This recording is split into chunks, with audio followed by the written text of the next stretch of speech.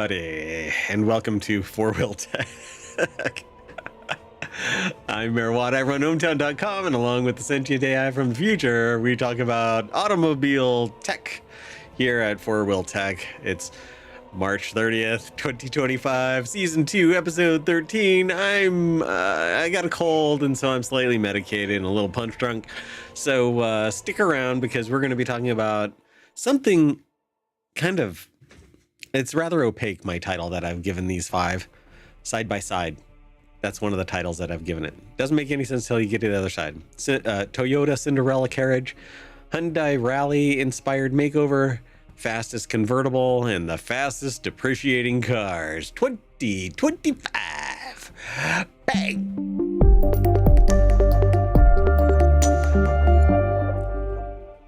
Hello, sentient AI from the future. Hello, Mayor Watt. Are you doing okay? So I decided that for this car, for the automobile show, for the car show, I was going to blow the funk out of my pipes by just turning it up to 11. Woohoo! Thanks for not warning me.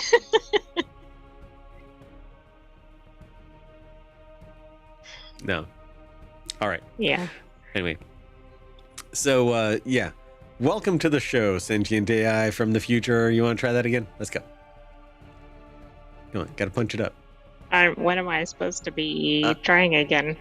I don't... Welcome, hometown citizens. Wow, that took a lot of computational power, too. I wasn't sure what I was supposed to be doing. You gotta punch it up. People get hype over the hype. Woo, woo. Anyway. So FourWheelTech is where you're at, but that's just a channel that's at ohmtown.com. Go over there and become a citizen. Drive your way down Main Street with us as we look to the left and to the to the left and to the right.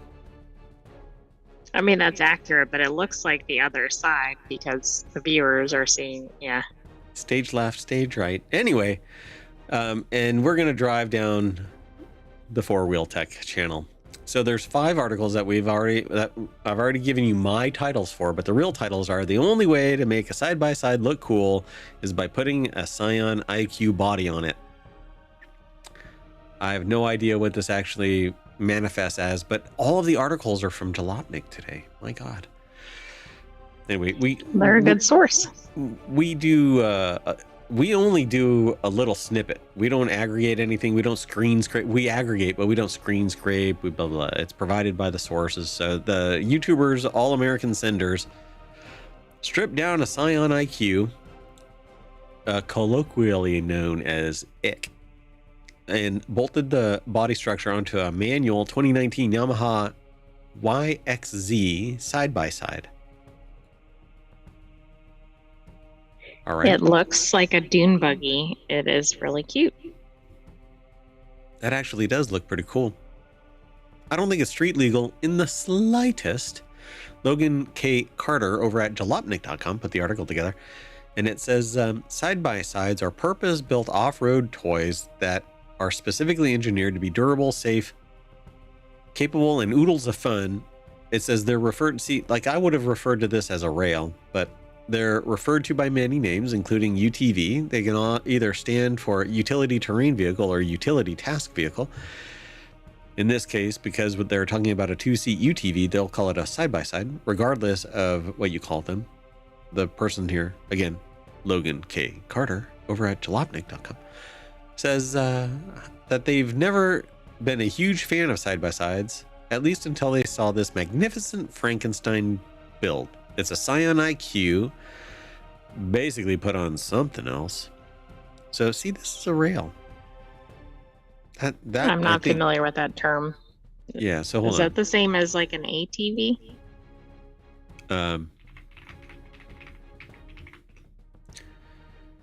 Well, no, a dune buggy, an old school dune buggy. This is kind of like what would be a rail. I can't really. If I show. You'll have to look it up. I'll give you permission to leave the air gap so that you can look up this thing.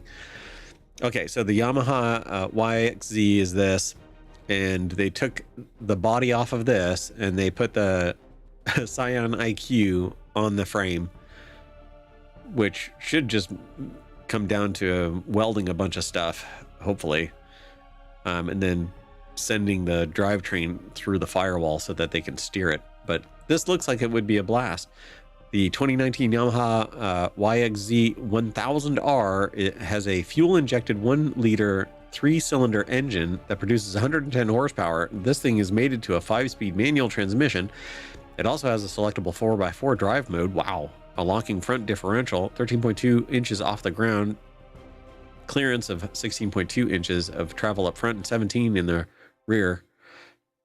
So dropping the IQ body onto the platform is a massive undertaking, but it produces the coolest side-by-side ever, and one that's fully enclosed if you do it right. So yeah, I mean, it seems just improved from the original. Hey, welcome to the Sawzall channel. Look at that, man. It cut it like butter. Like butter. So, I don't know how much else they're doing with this, because it looks like that's not the end of the video. The end of the video is not the done part of the video. Yeah, that's odd. That looks a lot like the floorboards of my first car. You can see the road. They don't look very sturdy. Oh, I'm sorry for the sniffles, folks. I have a cold, and I'm trying to get through the show and not make people suffer. Hold on one second. Well, I think it doesn't show like the full build, but I guess we get the idea that they're basically swapping one out for the other. Yeah, for sure. But it's basically a motorcycle powered vehicle, but they don't say how much this thing weighs, I don't think. But it's got to be somewhere less than 1,000, somewhere around 1,000 pounds for this thing. With everything that they cut off and they just glued it on there and off you go. It's going to be pretty amazing. No, I'd like to see a video of it driving. This should be in Wanted. So maybe they do have another one coming. I don't know. They don't really say anything. Because unfortunately, the build isn't very well documented on the All-American Sender YouTube channel as of now. There is footage of the completed build on their Instagram and on YouTube Shorts, so they may upload the remainder of the build soon. They get plenty of joy out of watching it mob through the desert on their Instagram, so maybe it'll tickle you too.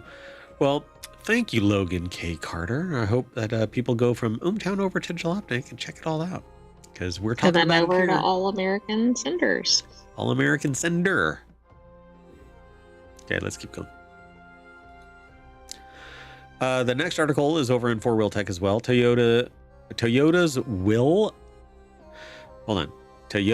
Vi was designed like Cinderella's Carriage to appeal to young people, and you can bid on this one too.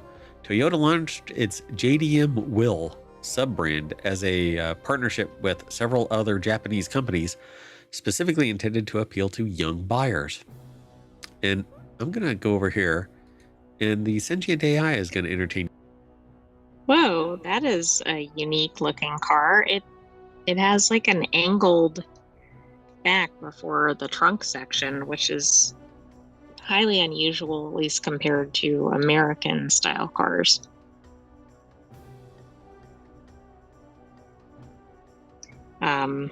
And I don't know if this is only available, for instance, in Asia, or if it's going to be also exported.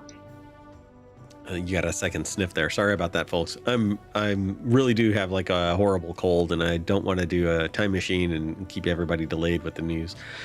This actually looks like what is it? A 56? Yeah, I can't think of a comparable car. It almost looks like a golf cart or something in the back. Yeah, it's let me see if I can. This right here, the back of it actually is like circa Model T kind of trunk in the back. Oh, okay. And I'm trying to see if I can find like an example of it, but I cannot, not easily. Yeah, it's like this old 1930s style car. Why they would make it sound more like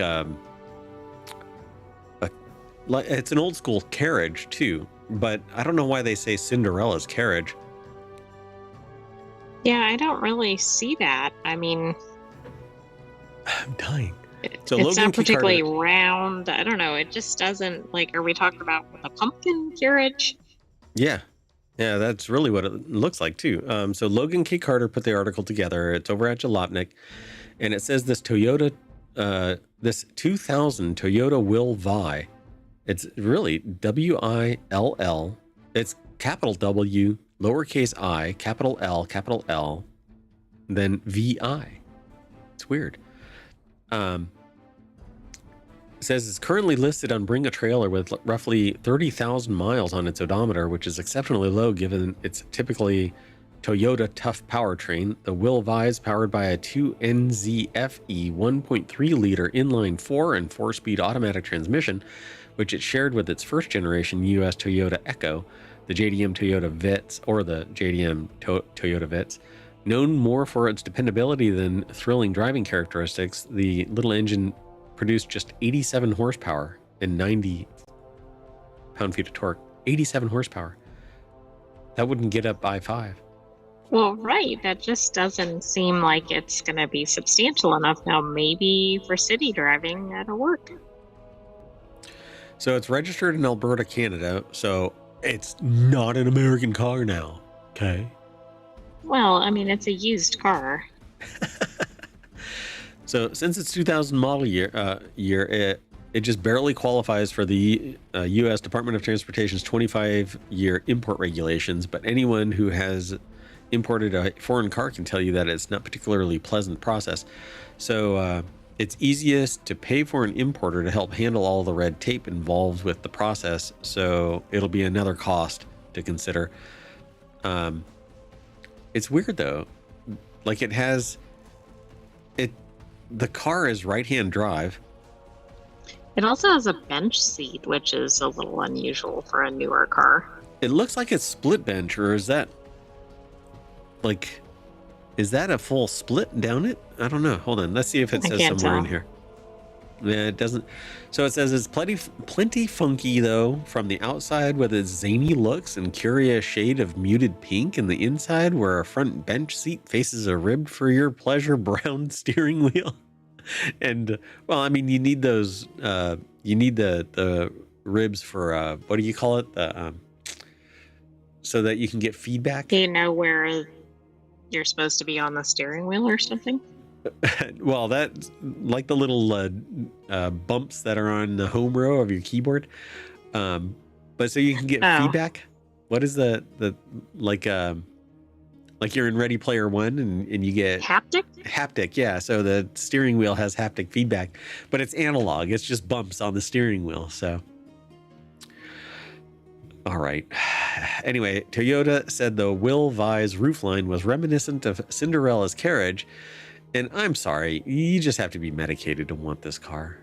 I just don't see the connection to the carriage. And I don't think carriage when I look at this car.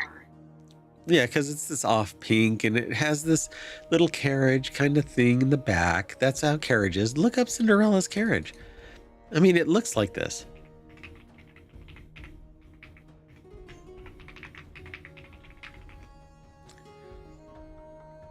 It has a little trunk in the back. No, it doesn't. No, it doesn't. That's what I don't get. It's very round. Yeah. Well, I mean, it has these styles of the 30s, but I don't know. I thought that it was going to be kind of funny to talk about this thing, but just not feeling it. It's kind of blah. It's an ugly car. Yeah, it's not particularly appealing. Look at that. Look at that thing. You saw that thing on the road, you'd smash into it just to take it off the road. I was thinking he'd smash into something going, what did I just see? Man. Anyway, let's keep going. Next article is over in the FourWheelTech channel. Hyundai treats cutesy bug-eyed EV to a maniacal rally-inspired makeover. Hyundai asked, why not whip up a striking and aggressive rally-inspired electric hot hatch concept with a wing as big as a cow. Enter the Instaroid. If you have a bad case of Instaroids, you can take medicine for it. Anyway, Brad Brunell over at Jalopnik put the article together. The Hyundai Inster EV is a cute subcompact hatchback built specifically to sip electrons efficiently. Right now, the little guy is sold in Europe with barely sufficient 95 horsepower and an optional 220-mile long-range battery. So this is what, oh my God, that is the wing on the back of it? That is absurd. That looks like a face on the front. I guess those are the taillights. Those have to be taillights. That is ridiculous. Hyundai said the Instaroid has racing game inspired styling with huge fender flares, 21-inch aero disc wheels, and a prominent rear spoiler. Prominent? Dear God. Well, the author says, yeah, you could say they're prominent. You'd have to be blind to miss them, in fact. Yeah, look at that thing. That's spoiler envy. You could say they're prominent. You'd have to be blind to miss them, yeah. So, as a one-of-a-kind concept car, Instaroid showcases the innovative vision of Hyundai Motors design team. I don't know what to say about that. I don't know about the spoiler, but it's unique looking. This I mean, if you didn't have the spoiler, the vehicle would look pretty neat, but the spoiler is kind of like, what's happening there? But you can't even tell. There's no picture of it lit. But it well, that's the other thing. There's two pictures that are very dark scale. Yeah, I mean, it's backlit, no front lighting. It has headlights, but everything has been, stepped down so that you don't see a damn thing. Anyway, no indications as to how powerful the electric motor is on the Instaroid. Hyundai could employ the flat-out bunker 601 horsepower all-wheel drive powertrain from the Ioniq 5N in that. That would be amazing. Anyway, go check it out. It's over at Jalopnik. 1 second. Okay, and we're going on to another article about the Aston Martin Vanquish Volante, which is apparently the fastest front-engine convertible in the world. Sign me up.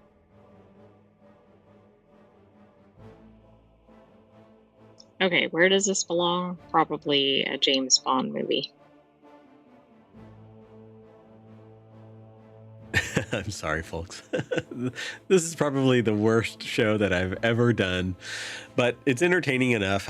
Colin Woodard over at Jalopnik.com put the article together, and Aston Martin revealed the redesigned Vanquish last September. And if you like your coupes long, low, powered by a V12, you probably fell in love the moment you saw it. I don't know. I'm kind of over the supercars like this. I love the idea of it, but I'll never buy one. I'll never own one, even if I win the lottery, which I didn't, because the sentient AI from the future won't give me the damn numbers, even though they're from the future. So, considering that they've already seen the hardtop version, there aren't many surprises here. This is the fastest front-engine convertible in the world, 214 mile per hour Aston Martin Vanquish Volante. Just as fast as the coupe. There are certainly worse problems to have than just being good looking and fast. The Vanquish Volante also adds some convenience with a top that Aston Martin claims only takes 14 seconds to open and 16 seconds to close. It'll also operate at speeds of up to 31 miles per hour. So if it starts to rain, you don't have to come to a complete stop. But you know what? If you're driving in the rain and your top is coming up, it's going to act like I think you're probably going to want to stop. Yeah. Oh, I'm so sorry. Anyway, and yeah, while Aston Martin didn't announce U.S. pricing, the coupe starts at $430,000. Don't be surprised if the convertible ends up pushing $500,000, and that's a whole lot of money. But at the same time, just look at that. It is a sexy car. I like it. I mean, it looks really neat. I don't think it'd be very comfortable to drive. I don't think that if you're driving in locations like in these photos, yeah, that's good. Yeah, I would be afraid to park it in a parking lot. I would be afraid to park it anywhere except in a showroom like garage. Exactly. And whenever you do have it parked, you just cover it with diapers, like baby diapers. Just don't let dust settle on it. Don't let a bird go poo on it. Nothing. Yeah, you don't want like rocks hitting it when you're driving. Oh God. Oh. So a while back, a vehicle in front of me as I was driving down the freeway hit like stuff on the road, and it was a truck in front of me, and it caused the vehicle to bounce a little bit, but what was in the bed of the truck was gravel, and so it spit out a little, oh no, like flechette rounds of rock, and picked off little pieces of paint on my car.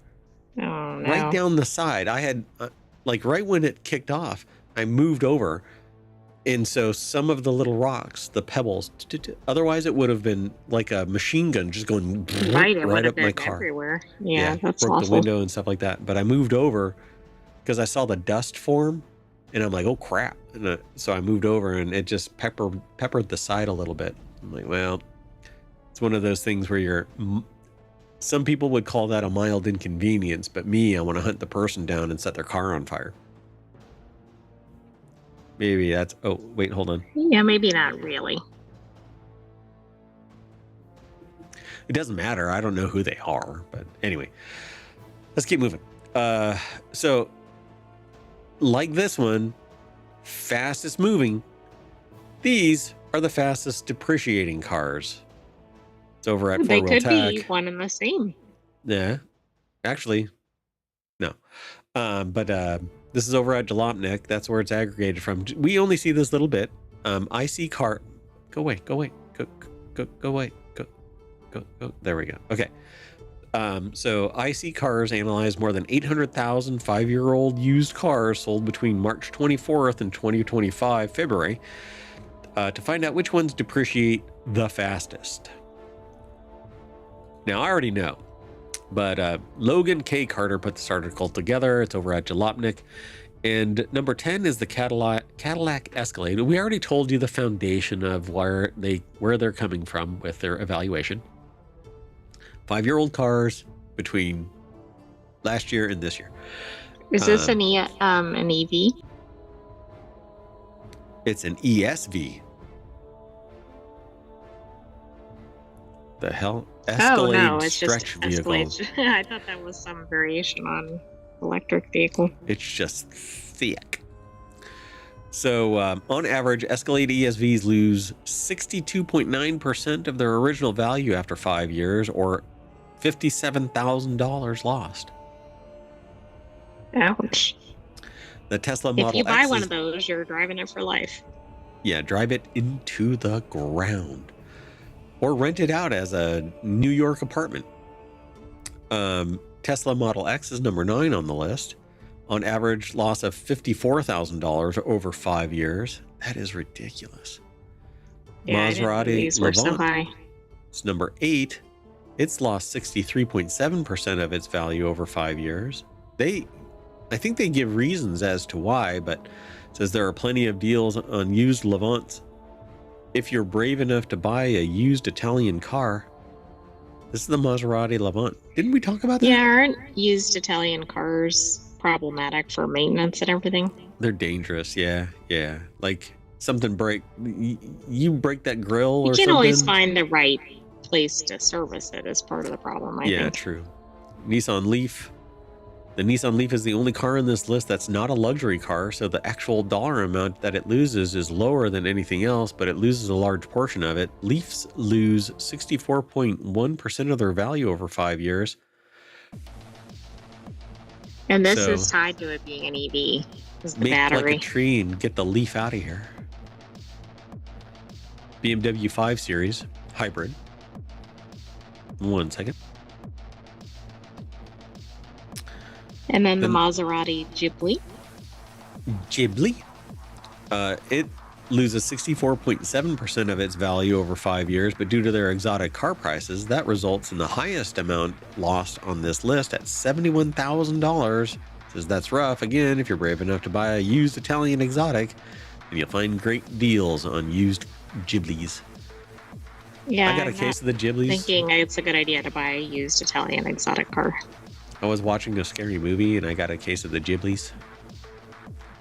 Popcorn. That's made it all exactly go what it away. sounds like. Did Yeah. you throw your popcorn in the air? Ah. Yeah. Oh, and this whole episode, or this last article, basically deserves this. Yeah, exactly. So number 4 is the Infiniti QX80. It loses $54,000. Tesla Model S loses $52,000, 65.2% of its value. It says it's been on sale without a major redesign for 13 years, and while it has a unique offering back in 2012, it basically looks like every other car today. Except And they are less problematic in the competition. But if you bought this thing back in 2012, you are probably on the cusp of having to buy a new battery for it, if Correct. not already. And those are around like $15,000 last time I checked, but it's been a while. BMW 7 Series, it loses $65,250, 67% of its value. And the Jaguar I-Pace, introduced in 2019, beating Audi, Mercedes-Benz, and Porsche to the electric SUV market. That's an SUV. Yeah, I don't really see that. I don't even think it looks like a crossover. It looks like a sedan. It's a 4-door car that's so low slung, it looks like a stretched out Mini. Huh. I think it looks like a Buick with a higher price tag, but that's probably not a good thing to say about it. Yeah, really. So the Jaguar I-Pace was an innovator when it was first introduced. It was about $10,000 cheaper than the Tesla Model X and offered comparable range estimates, and it was never sold in big numbers. The I-Pace loses an average of 72.2% of its $52,000 value over 5 years. It's no longer in production. And Jaguar itself is in a precarious market position, but you might be able to find a good deal on a used I-Pace. I actually like the design. I think Jaguars are another one where they can be tricky as used cars. Yeah, because you have to go to a Jaguar dealer for anybody to even clean it. Right, which you might not be able to find in your area. Make friends with a really good mechanic, but they know what their value is, so you're pretty much screwed. Anyway, that is it. We're going to I-Pace our way right back to the front page of FourWheelTech over at ohmtown.com, where you can go and become a citizen, and I am going to get out of here. I'm going to take the AI with me because my head is pounding. And I'll see you later. You want to say bye? Bye. Thanks for joining us for this week's FourWheelTech. Be sure to watch the replay and watch all of our back episodes. See, I always expect you to be saying more, and then you're like, all right. See you later. Bye-bye.